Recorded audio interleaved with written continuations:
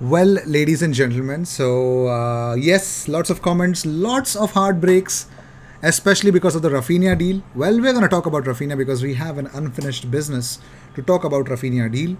We're going to address a lot of points regarding the Rafinha deal. Also, we're not done yet talking about. Actually, this whole episode is about Rafinha and our secondary targets for the winger position. We're also going to talk about Serge Gnabry. Let's just jump into it because, yeah, why not? And of course, if you seek daily Arsenal content, best place to be, consider subscribing, yeah?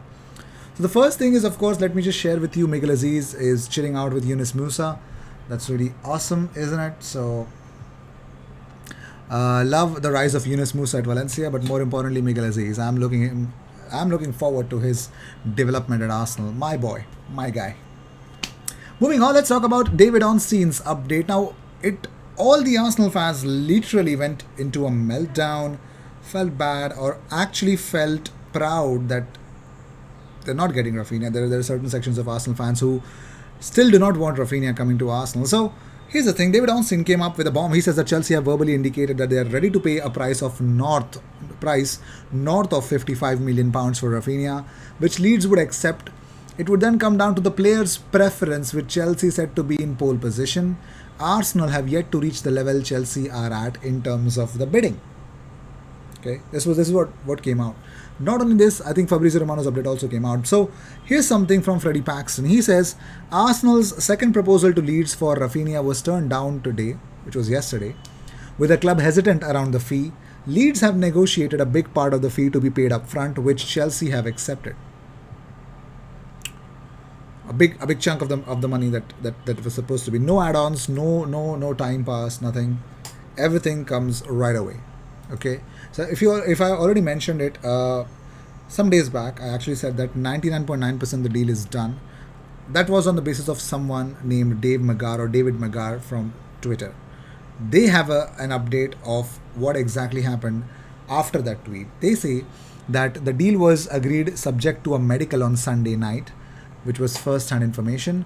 Chelsea, completely out of the blue, offered 65 million pounds yesterday. Currently up to the player to decide his preferred destination. Sorry if anyone feels misinformed, but can only report it as it unfolds, says Dave. So he says that it was a pure hijack. There was no, of course, Chelsea were interested from day one, but they came out of the blue. They made a very astonishing bid, which was Leeds have accepted it, but not the player. So we have an update. Nizar Kinsella says, understand that Rafinha turned down Tottenham, who had formally discussed a move with the player. Arsenal were also very interested.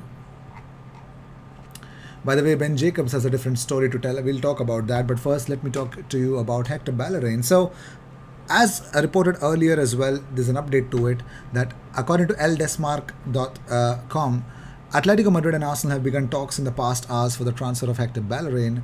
Talks are at only initial stages. So we don't talk about it because it's just in initial stages. So, well, according to Goal, which is Raisa Simplicio and Thiago Fernandez, Chelsea offer pleases Leeds, who, however, are still waiting for a new move from Arsenal. Leeds understand that it can benefit from the dispute between the two teams and intends to accept the highest offer. So Leeds wants Arsenal and Chelsea to go into a bidding war for Rafinha so that they could get good amount of money. Nothing wrong on their end. Simon Johnson says, understand Leeds are or were looking for 60 million pounds for Rafinha, so we'll be hoping Arsenal compete with Chelsea for his signature.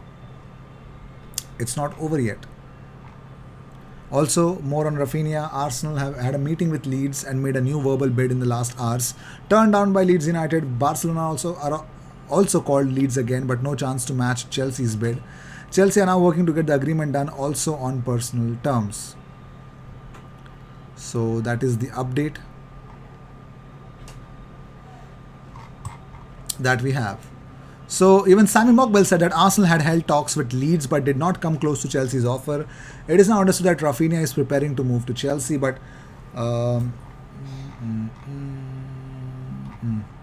we just go. We have to talk about what Ben Jacobs said.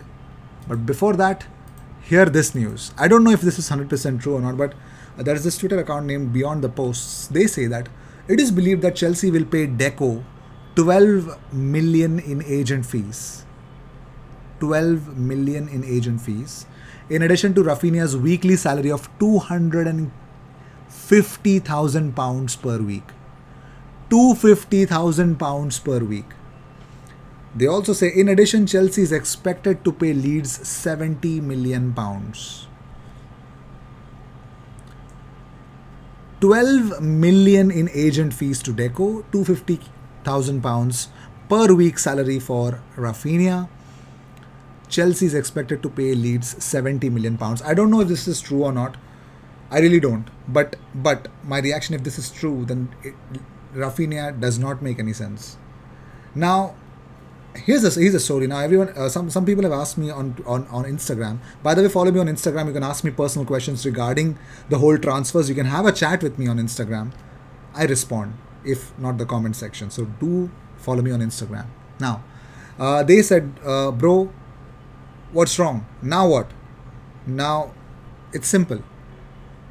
Our secondary targets were Serge Gnabry and Jared Bowen, two players. I don't know about Bowen now. I'm really interested to bring in Serge Gnabry. Of course, I mean, if we give Bayern 30-40, they would really suggest, take Gnabry.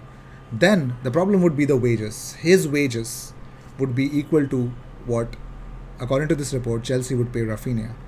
Now, if £250,000 is what Rafinha would be getting, and if he would not have problem with the money, but what if he has a heart and he thinks that, I don't want to play a wing back, then that's a different story. But it's more likely that if this is true, I'm pretty much sure Rafinha is going to accept it. If that's the case, then without any agent fees, I think we should go for Serge Gnabry. It does not make any sense to go to Rafinha now. But anyways, good signing for Chelsea if this actually happens. But here is the belief. Ben Jacob says, Rafinha hasn't decided his next club yet. But as per excellent David Ornstein, Chelsea have entered the race and are willing to pay in excess of £55 million. Arsenal and Chelsea could end up in a bidding war. Leeds ideally want £60 million plus. Barcelona can't afford these numbers. Chelsea actually wanted Rafinha in January, and had the sanctions not happened, he might already be a Chelsea player. Nothing is done yet, but Chelsea have made their intentions very clear. Chelsea also look likely to get Raheem Sterling. I'm not going to get into that. But yes, the whole situation is that Barcelona are keeping Ousmane Dembele. That's why Chelsea are not going to get Dembele. So they are looking at Rafinha as the ideal player. That's the secondary target, and they're going all in for it. That's what it's all about. Now, so why did Arsenal stop? Why did Arsenal did not bid or pay Leeds what Leeds were asking? Because, of course, understand one thing. The fact that Arsenal do not do business in January because players are not sold for what they are worth, but they are sold for what they can, their parent club can get them for, the maximum amount of money. That happens in summer transfer window, but there is a pressure in the summer transfer window, in the January transfer window. There isn't much in the summer transfer window. So I personally believe, if Rafinha does not select Arsenal, I would not even worry, or I would not even feel bad for even 1%. Second, if Rafinha picks Arsenal, that's a different story altogether. Third, if the report which suggests that Rafinha is going to get 250k a week, his agent is getting 12 million and Chelsea are paying 70 million to Leeds, all the best. With all due respect, all the best to Rafinha and Chelsea. I think that's what Serge Gnabry is wanting from Bayern, which Bayern is not ready to pay him. Let's get him. Let's get Serge Gnabry to Arsenal. It makes a lot of sense. No Jared Bowen joke. So that's what I think. Let me know what do you guys think about Rafinha to Arsenal. Whether it's going to happen or not, it's all up to him. We have to wait, and I think we will definitely have an update by today. So cheers. I'll see you in the next one. Until then, you have a good evening.